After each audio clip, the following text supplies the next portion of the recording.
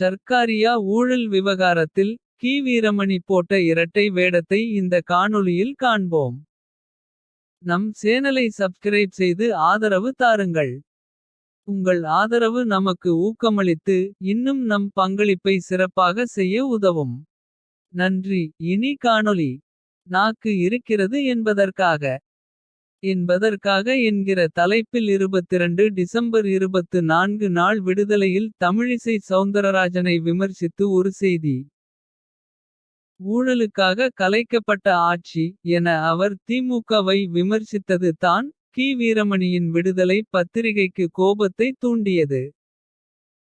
தமிழிசை சௌந்தரராஜன் கூறியது. சர்க்காரியா கமிஷன் அமைத்து ஊழலுக்காக கலைக்கப்பட்ட ஒரே ஆட்சி திமுக ஆட்சி தான்.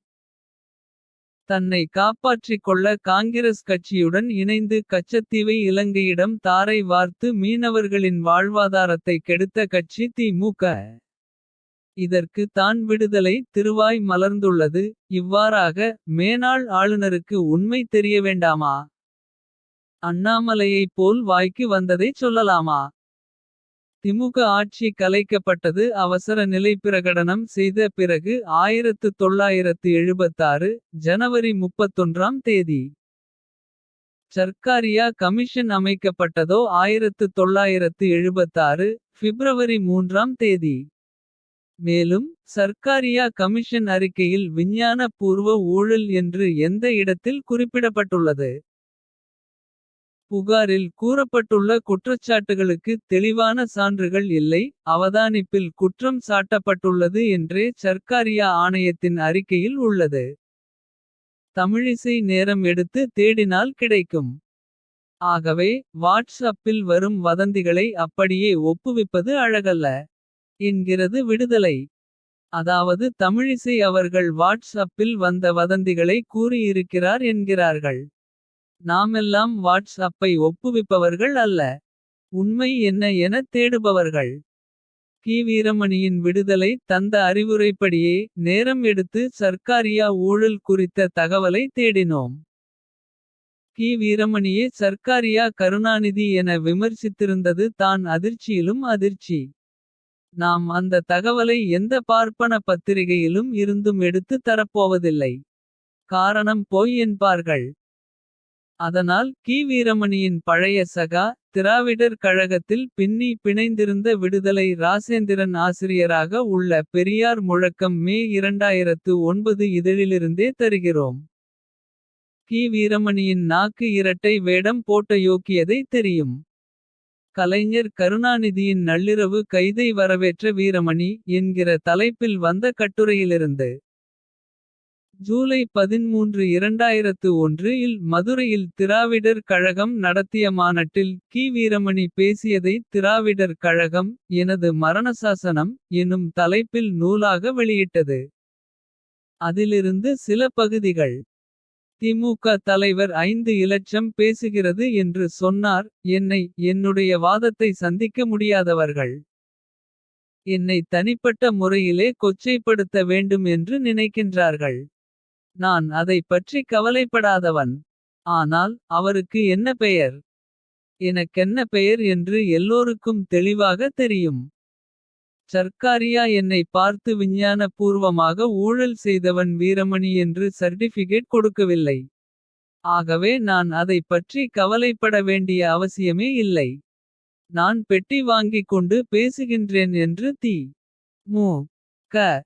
தலைவரே முரசொலியில் கார்ட்டூன் போடுகின்றார். மணி என்பது அவருடைய பெயரிலேயே இருக்கிறது என்று சொல்லுகின்றார்.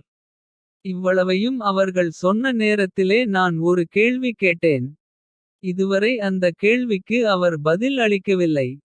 சரி. உங்களை ஏறத்தாழ 23 ஆண்டுகாலம் ஆதரித்தோமே. நீங்கள் அதற்கு எத்துணை முறை பெட்டி கொடுத்தீர்கள்? எவ்வளவு பணம் கொடுத்தீர்கள் என்ற கணக்கை தயவு செய்து வெளியிடுங்கள். இதை வெளியிடக் கூடிய தெம்போ திராணியோ தைரியமோ உங்களுக்கு உண்டா? என்றார் கி. வீரமணி என்கிறது பெரியார் முழக்கம் மே 2009 தேதியிட்ட இதழ். மேற்கண்ட பேச்சில் கி. வீரமணி தெள்ளத்தெளிவாக சொல்லுகிறார். சர்க்காரியா என்னை பார்த்து விஞ்ஞான பூர்வமாக ஊழல் செய்தவன் வீரமணி என்று சர்டிபிகேட் கொடுக்கவில்லை. உங்களைப் பார்த்து தான் சொன்னது என்கிறார்.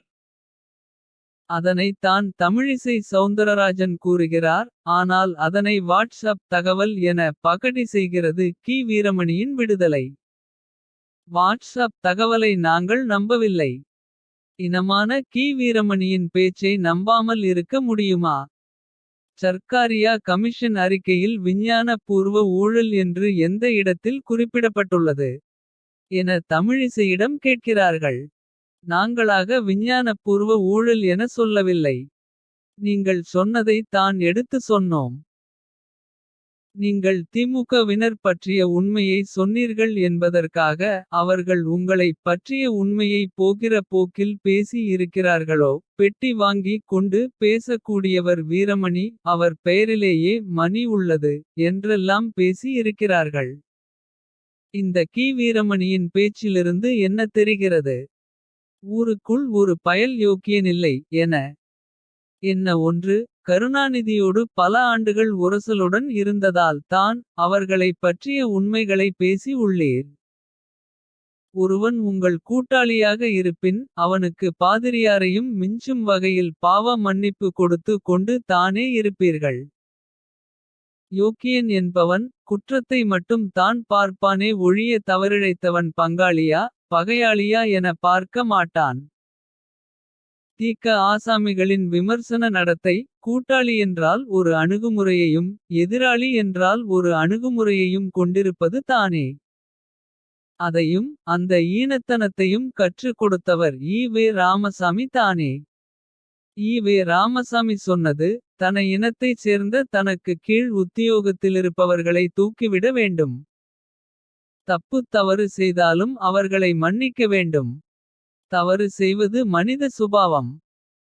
அதை வைத்துக்கொண்டு அவர்கள் வளர்ச்சியை கெடுக்க கூடாது. மன்னித்து வளர்ச்சிக்கு இடம் கொடுக்க வேண்டும். விடுதலை நவம்பர் 29 2014. அதாவது தன் இனத்தை சேர்ந்தவன் என்ன பித்தலாட்டம் செய்தாலும் கண்டு கொள்ளாமல் இருந்துவிட வேண்டுமாம். இப்படியே ஒவ்வொரு இனத்துக்காரனும் செய்தால். இந்த உலகம் குற்றங்களால் நிரம்பி வழியுமே என ஈ. ராமசாமிக்கும் தெரியவில்லை. கி. வீரமணிக்கும் தெரியவில்லை. அதனால் தான் திமுக தரப்பு என்ன குற்றம் செய்தாலும் மூடி மறைப்பதிலேயே குறியாக இருக்கிறார்.